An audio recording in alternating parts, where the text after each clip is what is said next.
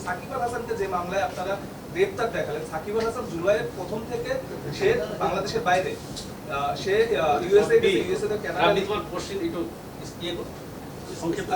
League খেলতে গেছে। তো সে এই মামলায় আসলে আসামি হলো, তখন নাই বলেছে যে রাজনৈতিক চাপ ছিল। এখন আপনাদের কিসের চাপ, যে চাপে এই ধরনের? এটি আপনার আমি পরিষ্কার করি আপনাদের কাছে, যে কোনো মামলায় বিভিন্ন ধরনের অপরাধী, বিভিন্ন ধরনের তাদের ইনভলভমেন্ট থাকে।